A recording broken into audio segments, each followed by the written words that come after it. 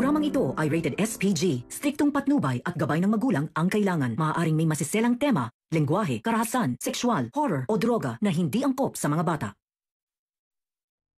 Mga kaganapan sa Lilet Matias. Desidido na nga si Ramir na ipangalandakan sa buong mundo na may anak siyang isang Lilet.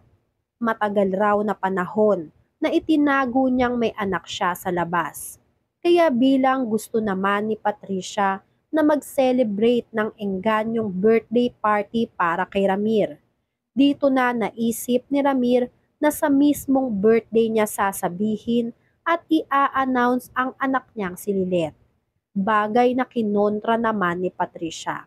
Nahihiya si Patricia sa mga maaaring sabihin sa kanya ng mga tao.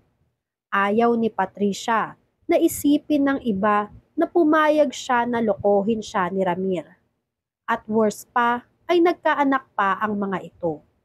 Bilang ama, wala nang pakialam pa si Ramir sa lahat ng sasabihin ng ibang tao. Ang mahalaga ngayon kay Ramir, maipagmalaki niya ang anak na si Lilet.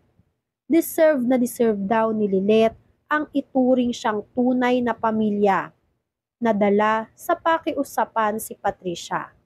Nagpanggap si Patricia na okay lang ang lahat sa kanya. At pumapayag na siya na sa gustong mangyari ni Ramir. Hindi alam ni Ramir na may ibang pakay at layunin ang asawang si Patricia. Dahil sa labis na pagkadismaya ni Patricia, humantong si Patricia sa isang mga hakbang na hindi gugustuhing malaman ni Ramir. Ito nga ay ang ipapatay na ng tuluyan at isunod ang anak na si Lilet dito kay Attorney Meredith. Pinuntahan agad ni Patricia si Attorney Renan upang sabihin sa kanya ang lahat ng planong naiisip ni Patricia. Inis na inis si Patricia dahil naggawa pa nga nitong si Ramir na kontrahin ang lahat ng gusto niyang gawin. Dahil gusto na ngang mawala ni Patricia sa mundo nila si Lilet, sinabihan niya si Attorney Renan sa lahat ng plano nila. Sinabi ni Attorney Renan na ikaw ang bahala.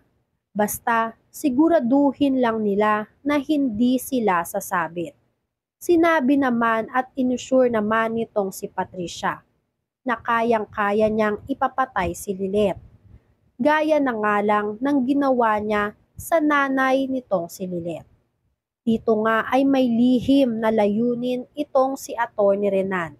Sa isip ni Attorney Renan, ayaw niyang mawala pa si Lilet dahil mapapakinabangan pa niya ito lalo pa ang mga kayamanan ni Lilet. Gusto pa nitong si Attorney Renan na magtagal pa ang buhay ni Lilet Matias. Ngayong ngang magkasundo na muli si Lilet at Eira, magagawa na niyang pilugin ulit ang ulo nitong si Eira, pati na rin itong si Lilet.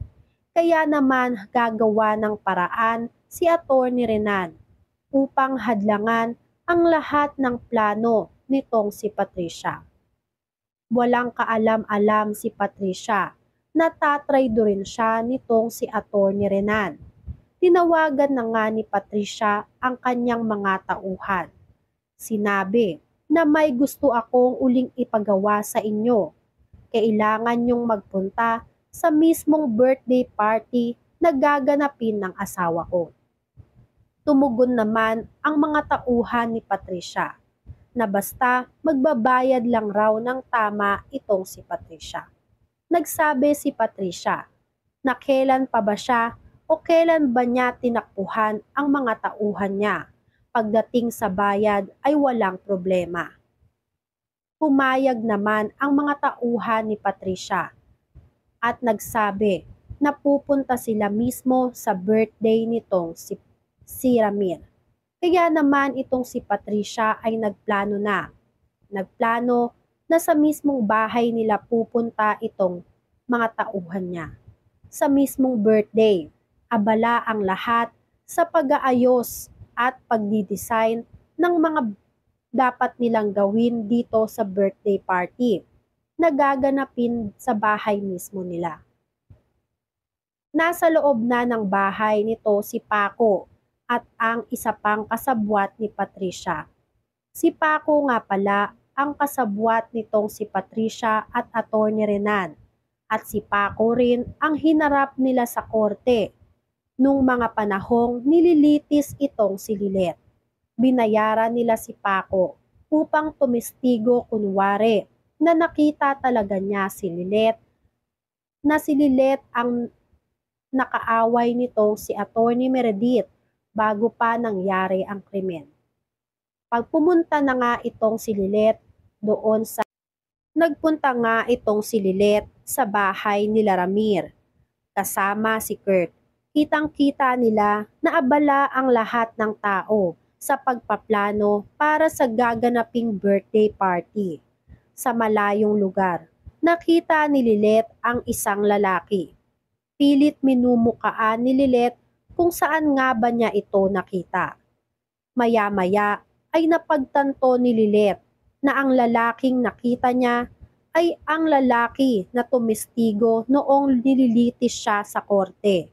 Nagtataka si Lilet kung ano kaya ang ginagawa ng lalaki sa mismong bahay ng tatay niyang si Ramir. Maraming gumugulo sa isip nitong si Lilet. Nagtaka naman itong si Kurt kung ano ang sinasabi at kung bakit napahinto bigla si Lilet. Napabigkas si Lilet ng pangalang Paco. Dito nga, naisip ni Lilet na tama, si Paco ang tumestigo sa laban sa kanya nang nililitis siya sa korte. Ano daw kaya ang ginagawa nito dito? At bakit magkakilala sila nitong si Patricia? Lalapitan na nga sana ni Lilet itong si Paco nang biglang dumating si Trixie. Kaya naman narinig agad nitong si Paco na tinawag ang pangalan ni Lilet. Kaya agad siyang sumibat at umalis sa pwesto kung saan siya nakita ni Lilet. Kaya naman nang lingunin ulit siya nitong si Lilet ay wala nang naabutan pa si Lilet. Hindi niya man lang nakausap kung ano ang ginagawa nito sa mismong bahay ni Ramir at bakit o kung itatanong niya kung magkakilala ba sila nitong si Patricia. Lumapit nga si Patricia dito kay Lilet. Nagpanggap ito na masaya nang makita itong si Lilet. Lingid sa kaalaman nitong si Lilet na nasa panganib na ang buhay niya dahil sa mga plano nitong si Patricia. Dumating na rin sa birthday party itong si Attorney Renan kasama itong si Eira. Dala-dala nitong si Attorney Renan ang lahat ng plano niya para pigilan ang gagawing masamang plano ni Patricia laban kay Lilet. Magtagumpay kaya ang plano nitong si Patricia? Yan nga ang mga kaganapan at mga dapat nating abangan dito sa Lilet Matias. Kung gusto nyo pa ng mga ganitong klaseng video ay mag-subscribe at i-like itong video na to. Maraming salamat po.